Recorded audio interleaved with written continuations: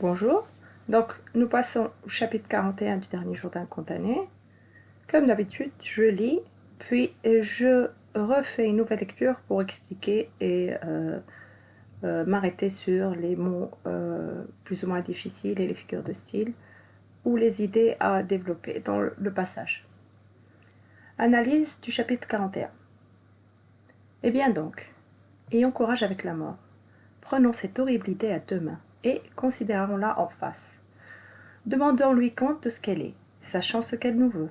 Retournons-la en tous sens. Éplons l'énigme et regardons d'avance dans le tombeau.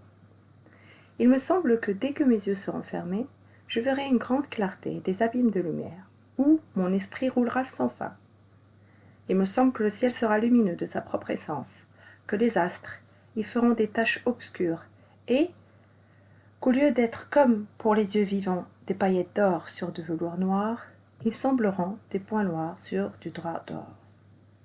Ou bien, misérable que je suis, ce sera peut-être un gouffre hideux, profond, dont les parois seront tapissées de ténèbres, et où je tomberai sans cesse, en voyant des formes remuer dans l'ombre.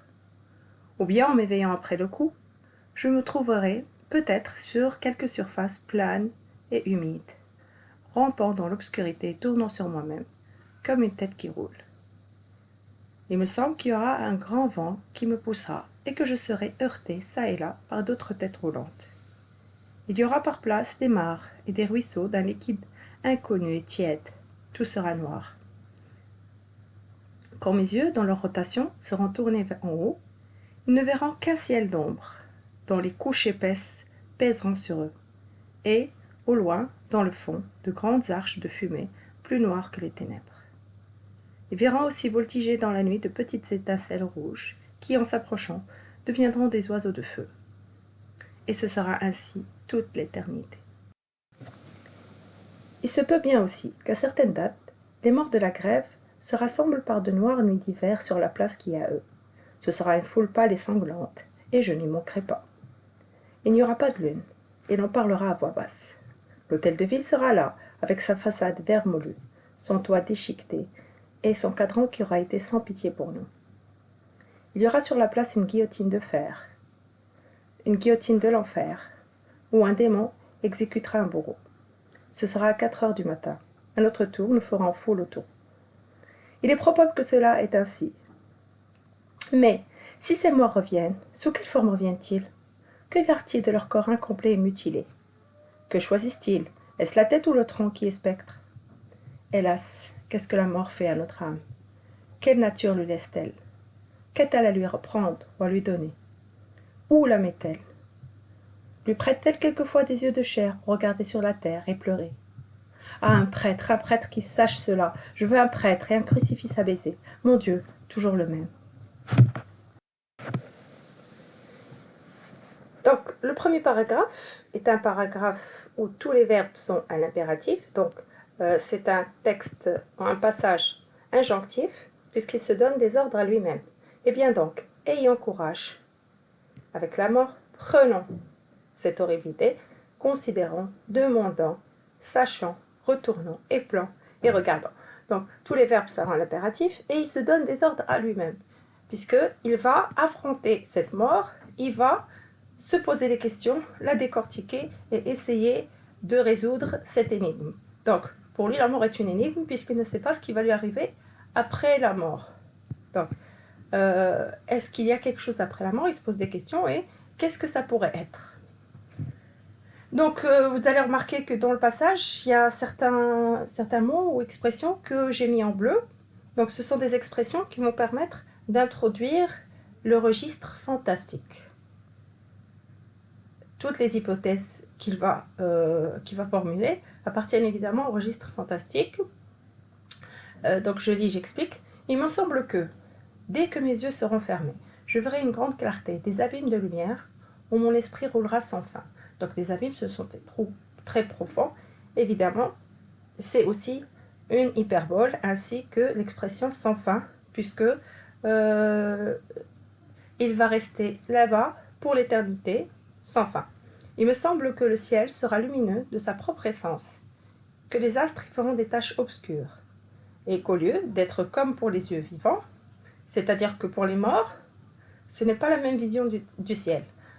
Et qu'au lieu d'être comme pour les yeux vivants, des paillettes d'or sur de velours noir, c'est-à-dire il insinue des paillettes d'or, les étoiles dorées sur de velours d'or, sur un ciel noir. Ils sembleront bien sûr pour les morts, ils sembleront des points noirs sur des draps d'or. Donc on a l'impression que c'est un négatif de photo. Ils vont voir absolument le contraire de ce que voient les vivants. Je ne sais pas si vous avez remarqué la figure de style. Des paillettes d'or sur de velours noir, ils sembleront des points noirs sur un drap d'or. A, B, qui devient BA, c'est un chiasme. Ou bien, misérable que je suis, ce sera peut-être un gouffre hideux, profond, dont les parois seront tapissées de ténèbres, et où je tomberai sans cesse en voyant des formes remuées dans l'ombre. Donc, autre hypothèse, puisque lui, c'était qu'un misérable, qu'est-ce qui peut lui arriver? Il peut, au contraire, plutôt que de la lumière, il va tomber dans un gouffre hideux, et bien sûr hyperbole, profond, dont les parois sont tapissées de ténèbres. Donc, contrairement à la première hypothèse, il n'y aura pas un excédent de lumière, au contraire, il y aura une absence de lumière, parce que les ténèbres, c'est l'absence de lumière, et c'est une hyperbole. Et où je tomberai sans cesse. Donc, une chute sans fin, sans cesse, hyperbole, en voyant des formes remuées dans l'ombre. Donc, autre hypothèse, il pourrait tomber dans un gouffre gouffre hideux, complètement noir, une chute sans fin, et de temps en temps, il verra des formes remuées dans l'ombre. Évidemment, c'est une vision effrayante. Ou bien, en m'éveillant après le coup, de quel coup il parle évidemment? Du coup de la guillotine, quand on va lui couper la tête. Ou bien, en m'éveillant après le coup, je me trouverai peut-être sur quelques surfaces planes et humides, rampant dans l'obscurité et tournant sur moi-même, comme une tête qui roule. Donc, comparaison évidemment. Il me semble qu'il y aura un grand vent qui me poussera, donc sa tête sera poussée par le vent, et que je serai heurtée ça et là par d'autres têtes roulantes. Donc comme si c'était des balles qui vont s'entrechoquer les unes les autres. Il y aura par place des mares et des ruisseaux d'un liquide inconnu et tiède. Hypothétiquement, ça pourrait être du sang. Liquide, inconnu et tiède, tout sera noir, donc ils n'arrivent pas à le voir quand même. Quand mes yeux dans leur rotation seront tournés en haut, ils me verront qu'un ciel d'ombre, dont les couches épaisses pèseront sur eux, et au loin, le fond de grandes arches de fumée, plus noires que les ténèbres. Plus que comparaison. Ils verront aussi voltiger dans la nuit de petites étincelles rouges qui, en s'approchant, deviendront des oiseaux de feu. Des oiseaux de feu hyperbole. Et ce sera ainsi toute l'éternité. Éternité hyperbole. Donc là, il a une vision cauchemardesque. Il imagine que sa vie après la mort, ce sera sa tête qui est en train de tourner pour l'éternité, et avec des visions d'oiseaux effrayants, horribles, horribles à voir.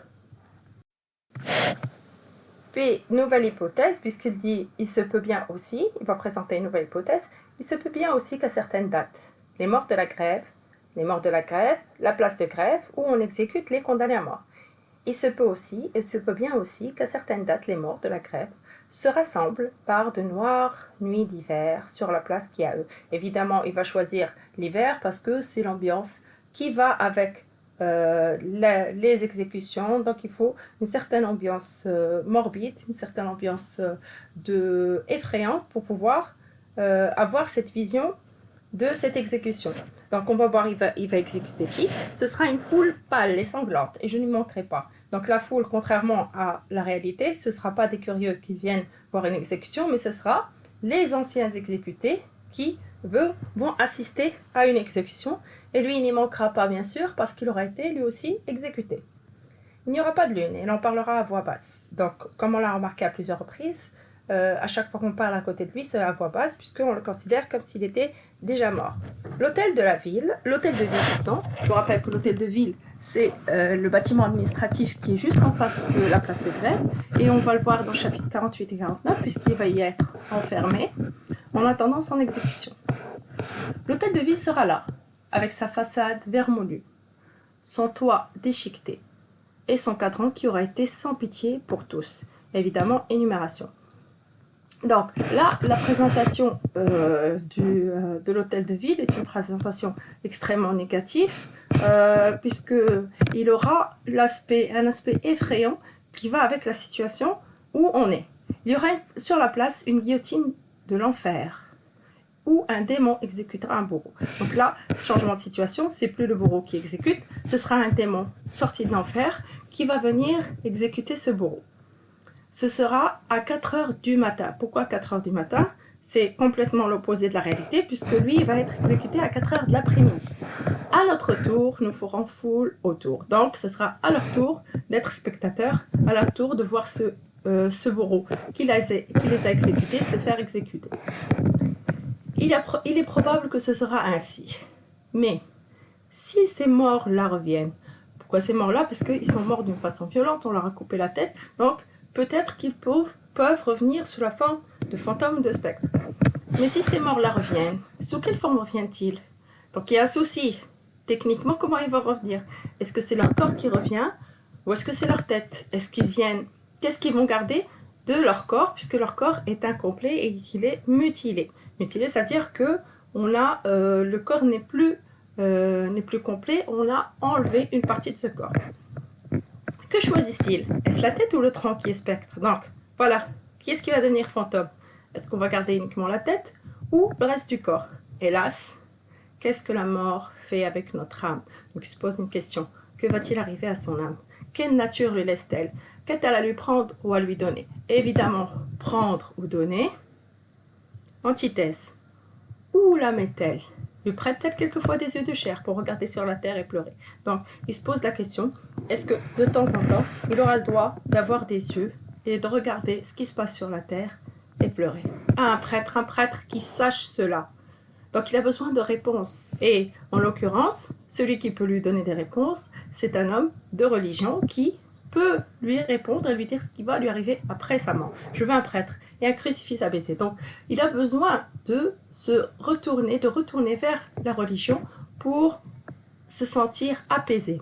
Mon Dieu, toujours le même. Évidemment, il n'a pas changé de religion, il croit toujours au même Dieu. Donc, le vocabulaire que vous avez, qui est plus ou moins difficile, les abîmes, on l'a dit, c'est une immensité effrayante, vermoulu, usée, rongée, vieille. Donc, la façade de l'hôtel de ville est complètement rongée, vieille, usée.